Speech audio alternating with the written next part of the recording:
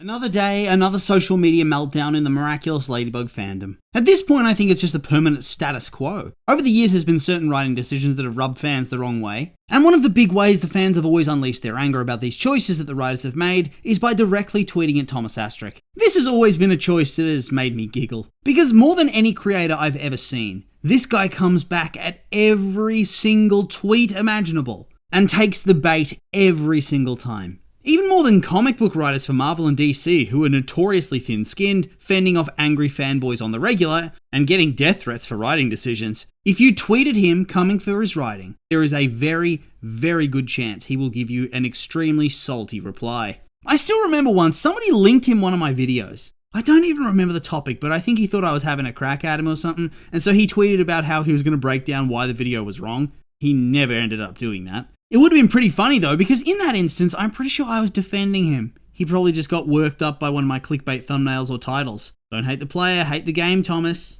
Okay, I just went back and took a look at it, and it was something to do with Encanto, and whoever linked in the video clearly hadn't watched it, and they also got worked up by the clickbait thumbnail. They even admit to heading over there to rage at him? Yikes. I can sort of see why the dude has a hair-trigger temper. Not to mention that for this very video, I was taking a look at his X profile. Yes, I sadly had to go over to that cesspool hellscape of a website, and my god, the bullshit that people send him is off the charts. Yes, there are complaints, but there were legitimately people sending his ass porn of Marinette. Just what? Why even do weird shit like that? Plus, if there are people that are willing to go to those depths, I guarantee that there are some weird, no-life losers that are sending him and his family death threats simply because their favourite character didn't get the writing they wanted. That being said, his response to having porn tweeted at him was to reply to it, thereby magnifying it to the world, and then he also had a pretty whack response. I don't mind rich people flexing when they get called out for certain things, but this was not the time to brag about the money. So yeah, I think he does deserve to be defended from time to time, but that being said, the dude needs to log off and touch the grass. If he was able to better pick and choose which people to slap down and which people to ignore, he would have such a better reputation online.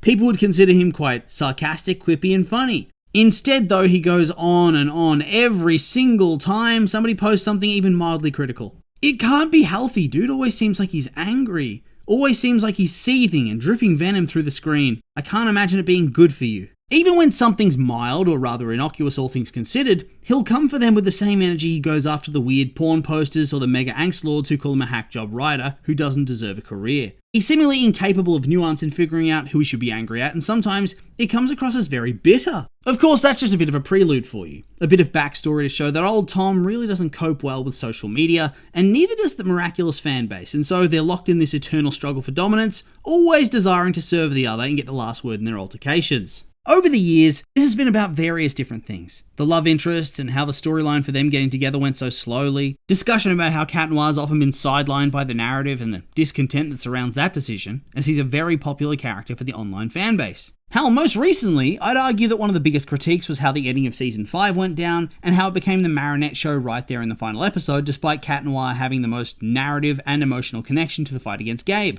However, that being said, I don't think that there's ever been a situation, ever been a plot point or narrative decision that has ever been made across the history of the show that was met with more vitriol than the Chloe story arc. Just for a bit of backstory, and I promise to make this brief because at this point the majority of us are familiar. Back in Season 1, Chloe is presented as a very generic mean girl type bully who uses Daddy to get whatever she wants. She has moments where she's actually rather funny, and I think this is what started her slow burn to being somewhat popular as a character. Season 2 continued that pathway, and actually gave her an anti-hero story, where she gets a miraculous when she wasn't supposed to, and since she idolizes Ladybug, she actually tries to be better, and to be a true hero. We meet her mother, and the whole dynamic with her and her dad, it all suddenly makes a whole lot of sense. We start to understand why she is the way she is, and it kind of seems like she's going to become the Venom to Ladybug's Spider-Man. A dark reflection, but not necessarily a villainous one. Then at the end of Season 3, they chuck that baby out with the bathwater in Miracle Queen, where she willingly joins up with Gabe and betrays the heroes because she's salty she wasn't given a miraculous because her identity had been long compromised after she stupidly revealed it on TV. I think it was on TV at least. People didn't react well to this, and then the writers kept doubling down. They introduced a kindly half-sister that was her replacement on the Miraculous team, and who essentially was Chloe's exact character without any of her personality flaws. Or really, much personality at all, to tell you the truth. Hopefully that changes in Season 6. Then in Season 5, they finished the job by having Andre essentially disown his daughter and cast her off in favour of Zoe, kicking her out of the show for the time being. I've heard reports that she will be back at some point during season 6, and judging by the way she's been written for the last couple of seasons, I'd be shocked if she returns in any other capacity than being villainous in some way. Astric clearly doesn't like the character, and the status quo is that she always sucks and will make no attempt to be better. Her redemption arc has failed, and that was apparently always going to be the point of the character. Sure. They totally didn't start to pivot somewhere between seasons 2 and 3 at all, no sir. It was always the plan for it to play out this way. So of course, as she's gained a lot of popularity over the years, people didn't really react all that well to it, although I will say I find it impressive that we're coming up to 6 years after she went full villain for good, and yet week in, week out, there is a social media meltdown taking place about this very topic. And so that's really what happened in the last week or so. People were tweeting about Chloe being a victim of abuse and neglect and whatnot, and Astric denied that this is the case for her character. They came back at him, he came back at them, and on it went. Seriously, there's a wealth of tweets you can draw on for this. I do have to say, having read through a lot of them, whilst I do find it funny sometimes, I mean, it's not difficult to laugh when he's just roasting some random online Twitter user that's crying about a fictional character, I do think he needs to be far more liberal with the block feature because it's especially obvious the majority of the people he's arguing with are children. Most adults aren't going to spend time that obsessed over contacting a creator about a character from a children's cartoon. I mean, some would, but most would be kids. It's obvious that he's punching down, especially because most of these people cannot come back with a witty retort. Dude needs to quit. It's funny when you wreck somebody once in a blue moon, but doing it all the time and against people clearly not as ruthless as you are comes across as bullying. After a certain point, even if he is morally right, it makes him look angry and bitter. Blocking people should be the end of it. But part of me did wonder, is he right about this? Yeah, Word of God says that he's the author and he has the final say, and as the creator and head of creative, what he says goes. But I'm not so sure that what he says holds up with what we see play out on screen. So I suppose that's what the second half of the video is going to be about. Answering the question of whether Chloe is actually a victim of neglect and abuse. Now I guess we need to get both of the main perspectives before we go any further. There's the Astric perspective up first. This is the idea that while Chloe obviously had some difficulties growing up and that she deserves some empathy, such as her mother walking out on the family, that ultimately everything she went through can't be classified as abuse or neglect, and so therefore, her descent into being an absolute reprobate is down to her and her alone. That in her core, she is a selfish person. But then you have the other point of view, which is what the angry fans are trying to get across. This is the idea that she's actually a victim of neglect by her mother, which is a form of abuse, and is a victim of an additional form of abuse via spoiling from her father. This is the reason that she is the way she is. I will go ahead and say already from the get-go, that second perspective, I agree with that far more than I do the first one. I think my only real issue is that, as per usual, people try to use that as a reason to woobify the character and try to shoehorn in some reform or simply justify their actions and thus move them past them instantly. Oh, she deserves to be a hero because she was abused. I don't really like that perspective. Even before she betrayed the hero team, for the most part, everybody hated her because she was a massive bully. In real life, would you want to be friends with her if you were Marinette? Would you want to give her a Miraculous with a personality like that? If you say yes, you're a liar, or you need to reevaluate your people-pleasing ways. I think we need to reach a point of saying, hey, two things can be true. She can be a victim in some ways and a perpetrator in others. And this has been clear from the beginning when we first started learning about her mum and their dynamic. I'm not against redemption arcs, but they don't need to end it with her being a hero or even having anybody in the class like or even forgive her. It should be about her trying to atone for all the bad shit she's done, like Endeavor from My Hero Academia. Now obviously, she's bad to a lesser extent because he is an actual wife beater and child abuser. But you know what I'm trying to get across, and if you don't, you're being willfully obtuse. With that out of the way, I'm just not sure how you can frame things in a way that doesn't present Chloe as a victim of what is clearly neglect, which is once again, a form of abuse by any definition. Here's how things went down according to the canon of the show. Her parents were married and I think very clearly did not have the ideal marriage. Andre himself was a very obvious victim of emotional abuse by his wife. She gives birth to Chloe, leaves the family, goes and has another baby overseas in New York, who Chloe never meets, and seemingly doesn't feature heavily in her daughter's life at all from here on out. A deadbeat parent is a neglectful parent. That just feels obvious. I realize it's not criminal neglect, like being deprived of physical needs such as food or shelter, but this is the type of real shit people have to go to therapy to work through. Parental abandonment. How does Andre cope with the loss of his partner and maternal figure in Chloe's life? Why? Through giving his daughter every material thing she could ever possibly want.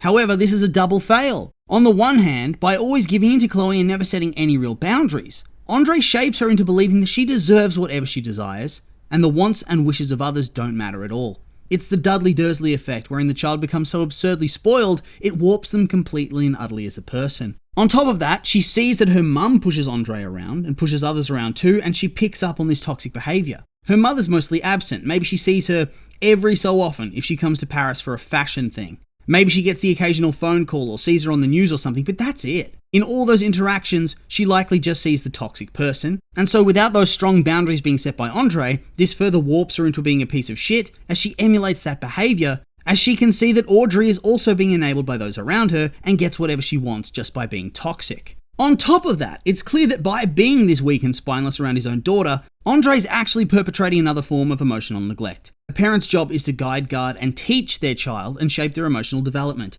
By being so weak and spineless to his own daughter and letting her get away with anything, Andre never actually gives her that emotional father-daughter bond. He just turns himself into another tool for her to use. It's like those kids who have parents who try to be their friend more than they want to be their actual parent. It always goes to shit because they never learn boundaries or respect from anybody, and so life ends up punching them in the face pretty damn hard. That is the dynamic here, but with the added caveat that he is more than willing to act as the attack dog whenever Chloe needs to learn one of these lessons. And so those other people who could serve as a way for her to get the emotional learning she needs, i.e. teachers, end up having no real power to do anything about what's going on. How is this anything other than neglect?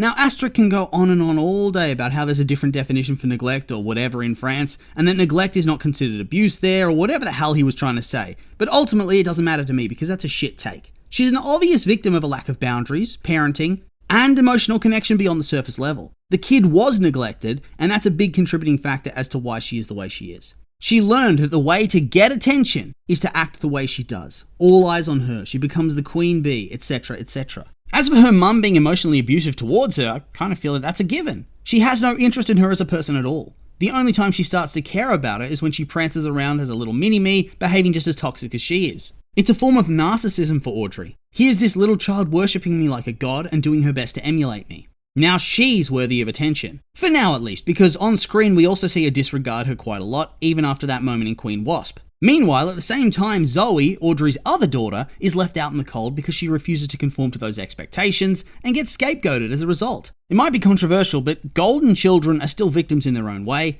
and Chloe has been taught by watching interactions with her parents that it's best to give mummy what she wants or face the consequences. That dynamic seems very obvious and very abusive. How is this even a question? It's well understood that a big reason abuse even occurs is because people themselves have been abused before. Generational trauma and all that shit.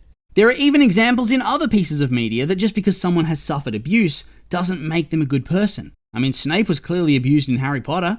Doesn't make you feel sympathy for him when he bullies literal children. Bad people can be victims. To try to deny that simply makes you seem stupid, to tell you the truth, and is a major red flag in my regard of how badly Thomas Astruc thinks that someone can be treated until it deserves a label. Let's just recap quickly, and I will preface this with the obvious fact: I'm not a therapist. I don't have any sort of psychological qualification. This is simply what I've picked up from the show. You have a character who comes from an extremely privileged background and a father who answers to her every beck and call. She's a bully and uses her privilege to override others and get away with whatever she deems fit. We later learn that her mother was largely absent throughout her entire childhood, and so she was raised by her father, who's a simp and treats his daughter with the same kitty gloves that he treated his wife with. Her mother comes back, and so she watches and repeats her father's behaviour for simping after the mum, whilst also trying to emulate her by behaving in the same way that she does for attention.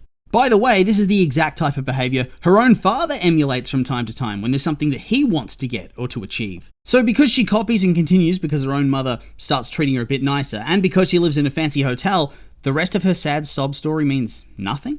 Despite the fact that no one's actually providing the safety net of boundaries and love, even when she does something wrong, so they just change the rules? Especially when compared to others who have it worse? That's like saying that the guy that was beat up down the street doesn't have it as bad as someone in an alleyway that just got stabbed to death. I mean, it still sucks, and it's still abuse. Depriving kids of a loving home is abuse. You aren't loving your child by catering to their every whim and leaving them to their own devices in a large room catered by a paid employee. With all that being said though, it doesn't excuse her behaviour. She still sucks as a person and has full responsibility for her actions. Those were her choices and she could have chosen a different path. Like I said, this isn't me trying to say that Chloe needs a redemption arc. That ship has well and truly sailed and would make less sense now that we've had the events of seasons 4 and 5 which doubled down. However, she's such a clear-cut case of emotional distance, neglect and therefore abuse that I'm baffled the creator apparently didn't intend for this to reflect reality. I mean, you can feel bad for her past and recognise its severity without excusing her actions. Something I think even Chloe fans need to pay attention to. But then again, these have all simply been my opinions and now I'd like to hear yours. What do you think of the Chloe neglect saga?